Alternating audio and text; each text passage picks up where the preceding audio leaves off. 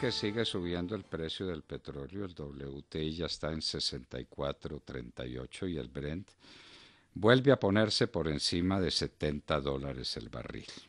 Se lo atribuyen al problema de Libia. Algunos dicen que tiene que ver lo de Venezuela, pero pues lo de Venezuela pasó hace tanto tiempo y viene pasando barril por barril. Venezuela pierde producción petrolera todos los días y de 3,5 millones de barriles está en 850,000 más o menos, si es que está en aquello.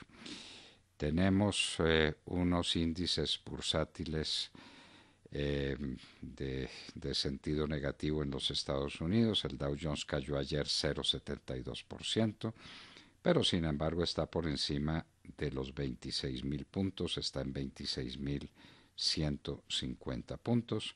Y hoy Europa amaneció eufórica, está subiendo el Eurostoxx 0,43%.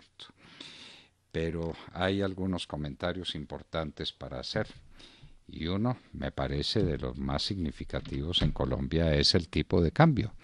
Aquí todo puede estar caro, pero el dólar sigue siendo el más barato.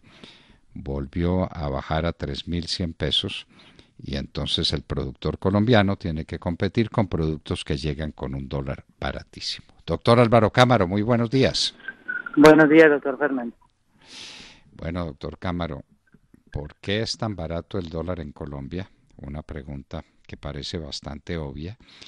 ¿Y cómo impacta a la economía colombiana en que el dólar esté tan barato? ¿Cómo afecta? Y no solamente a los exportadores y a los importadores, sino en general a la economía colombiana. Pues, doctor Fernando, el tema de pensar en si la tasa de cambio en una economía donde pues hemos decidido que tengamos flotación libre del dólar y donde la intervención del tipo de cambio pues es mínima, solamente se reduce a ciertos momentos donde puede haber mucha volatilidad y el Banco de la República se reserva sus herramientas de acumulación o desacumulación de reservas, pues siempre será una discusión sobre cuál es el precio justo de este precio tan importante de la economía.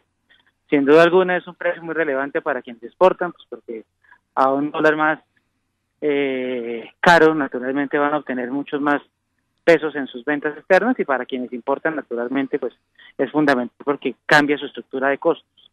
También lo es para quienes compiten con productos del exterior. Sin embargo, doctor Fernando, yo creo que en la medida que pasa el tiempo y que las economías se modernizan, los instrumentos que existen para poder gestionar una variable como esta, que no tiene un horizonte definido, que por ende se comporta como una caminata aleatoria, pues es el reto que tienen las empresas y las economías para poderse adaptar a la competitividad.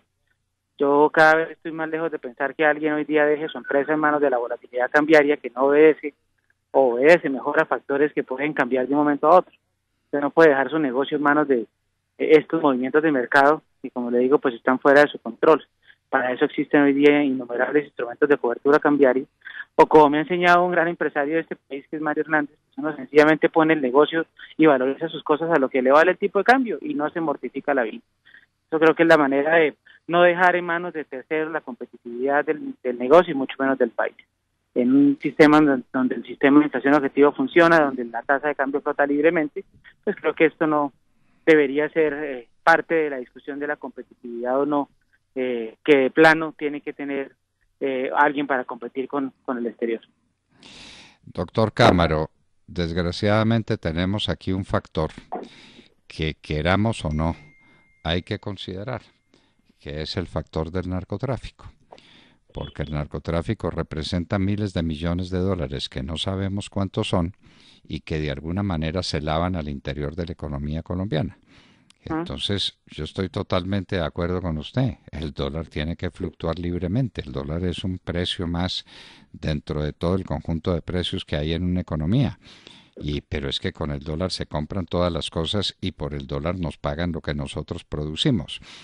Y el narcotráfico significa un aliciente enorme para el contrabando, que es un gran enemigo de los productores colombianos, y el dólar representa también un factor fundamental, que es la tendencia de la gente a endeudarse afuera y la del gobierno, Ujú. porque usted se imagina lo que hubiera pasado aquí si el dólar hubiera fluctuado al mismo ritmo que el IPC, que el índice de precios al consumidor. ¿En cuánto estaría el valor del endeudamiento del gobierno en pesos? Pues de cualquier forma, doctor Fernando, ese tema que se toca es muy álgido. De hecho, nos sorprendieron a todos las cifras del endeudamiento del gobierno central, que en el marco fiscal de mediano plazo estaba proyectado para que fuera el 43% del Producto Interno Bruto y resultó siendo el 47% del Producto Interno Bruto. Yo la semana pasada le decía que de plano, de primer momento, el haber relajado la regla fiscal pues no me generaba mucha inquietud sobre la base de que la tendencia de mediano plazo estaba hacia converger hacia un 2% de déficit fiscal. Sin embargo, lo que sí llama la atención es ese crecimiento por fuera de lo esperado del endeudamiento del Gobierno Nacional Central, que naturalmente muchos se lo adjudican a un fenómeno de base, porque acordémonos que el DANE del año pasado nos sorprendió diciendo que el país no había crecido en el 2018 el 1,8%, sino el 1,4%, lo cual de plano ya hace que sobre la base que usted se compara, pues tenga un menor valor y eso sube naturalmente el nivel de deuda, pero estamos hablando de cerca de 40 billones, si no estoy mal, lo que da este cambio, que es una cifra pues notablemente preocupante y que hay que ponerle absoluto cuidado, como usted bien lo dice. Sin embargo, el dólar seguirá siendo una variable que no me cansaré de decir, hay que seguir desarrollando instrumentos para que la competitividad de las empresas se base en cosas diferentes a una variable que es completamente exógena. En lo del narcotráfico tiene toda la razón. Y esas cifras han salido a relucir ahorita que vemos que el déficit de balanza de pagos o de cuenta corriente está ya reportando el 4% del PIB. Y cuando usted mira las fuentes de financiación, una de esas fuentes son las remesas y el turismo. Y resulta que el gasto per cápita de turismo en Colombia es igual al de España, que tiene 60 millones de turistas al año, versus lo que nosotros manejamos, lo cual evidentemente genera una inquietud de qué tanto se está lavando y qué tanto se puede volverse un factor que genere distorsión en la cotización del precio del dólar. Esas son grandes preguntas. Es que 7.000 millones de dólares en remesas es una enormidad. Ujú. Todo, todos los cafeteros de Colombia en 600 municipios del país, con un esfuerzo descomunal de 550.000 familias, de las personas vinculadas a la producción cafetera que se han acercado a 1 millón de personas, producen la tercera o la cuarta parte de lo que valen las remesas, que son 7.000 millones de dólares, es decir, la módica suma de 20 billones de pesos, más los ingresos por el turismo, que son ingresos descomunales. ¿Nos quiere recordar esa cifra? La gran riqueza de España es su turismo. ¿Cómo compara el ingreso turístico de España con el de Colombia? Sin duda, doctor Fernández. De hecho, ese era un dato que tomé de un informe que hizo ANIT, donde con sorpresa mostraba cómo el gasto per cápita de los turistas en Colombia estaba en niveles similares a los 1.000 euros, a los $1.000 que gastan en economías como la española, que puede tener 20 o 30 veces, o no sé, un número X de veces el número de los turistas que mueve una economía como la colombiana, lo cual sencillamente genera la inquietud de si ese financiamiento del déficit de cuenta corriente, que sigue siendo uno de los grandes lugares y de los dolores de cabeza de la economía colombiana a resolver, realmente tiene un sustento más allá de la economía que llamamos subterránea, que está sin explicación. Doctor Cámaro, estamos, no sé si continuemos porque las cosas cambian cada segundo, ante un nuevo apagón en Venezuela. Y entonces uno se pregunta cómo sobrevive una economía así, porque este es un desafío para los economistas. La gente en Venezuela tiene que seguir viviendo de alguna manera y uno se pregunta cómo. De más de 3 millones de barriles de petróleo están en 850.000. No tienen energía eléctrica, las siderúrgicas se vinieron a la nada, la producción industrial se acabó, la producción agrícola no les da para resolver un porcentaje ni siquiera sustantivo de las necesidades de alimentación que tiene el pueblo venezolano. ¿Los economistas están estudiando suficientemente ese fenómeno, cree usted? Yo creo que hay una aproximación seria del gobierno externo, en cabeza de Ricardo Hosmer, que es un economista muy serio, tratando de ver qué va a pasar el día de mañana cuando esto llegue a su fin. Está claro que es imposible mantener, doctor Fernando, el régimen por mucho más tiempo en estas condiciones. Apenas hoy estaban anunciando que se gastaron otras 24 toneladas de oro para obtener liquidez porque no están teniendo forma de obtener liquidez. Creo que les quedan 100 toneladas de oro de sus reservas internacionales. Luego eso es como cuando las familias empiezan a vender el carro y la casa para hacer mercado. Sencillamente no hay forma de sostenimiento económico ni durabilidad que venga con absolutamente todo en esas condiciones. Conozco una compañía colombiana que tiene un número plural de tiendas allí y usted no se imagina el drama que ha sido mantener, básicamente porque cerrar no es una opción, porque es perder el trabajo de 20 o 30 años que se ha construido con gran esfuerzo. Y mantenerse es una odisea porque es que de un momento a otro usted le dicen en los centros comerciales que es que solamente puede operar de 11 a 2 de la tarde. Dígame, ¿quién puede hacer eso? Cuando usted pues, necesita sostener el personal de la tienda y la gente migra, dígame usted cómo puede sostener eso. Entonces, realmente yo creo que esto está enfilado a que le quede muy poco tiempo porque definitivamente la estrategia de ahogar financieramente al régimen puede empezar a dar sus frutos de manera bastante más rápida de lo que nos imaginamos.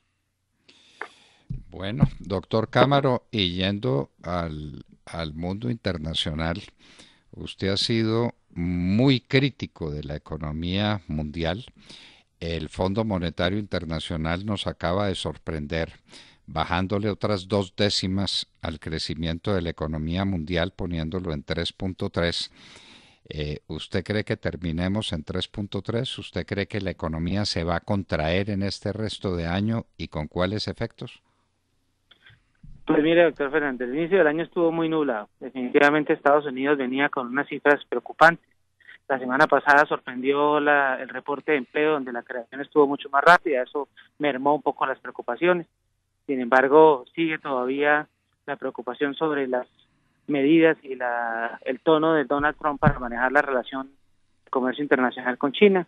Ayer estaba anunciando restricciones comerciales ahora con Europa a razón de 11.000 millones de dólares, eso naturalmente pone más incertidumbre. Alemania se ve bastante débil y es el motor de crecimiento de los Estados Unidos, de la Unión Europea, perdón. China ha medianamente dado un pase de esperanza porque las cifras últimas no han sido tan regulares y pues América Latina, jalado pues por dos economías en graves problemas como es la Argentina y como es la Venezuela, pues sencillamente fue la que más sufrió en la revisión del Fondo Monetario Internacional. Aquí todos los medios hoy día están sacando pecho porque a Colombia solamente le bajaron de 3,6 a 3,5, pero en Colombia no, si no crecemos más del 4,5, doctor Fernández, subimos el Producto Bruto Potencial a más del 4, no vamos a lograr tener desempleos de menos de 2 dígitos y naturalmente reducciones en la pobreza. Digo, que no nos hayan bajado sin una décima, no creo que sea un tema para celebrar mucho, que Colombia tiene mucho que hacer en diversificación de exportaciones, en incentivos a las inversiones, en que la economía naranja tenga el jugo necesario realmente para generar las incubadoras y las empresas que se requieren.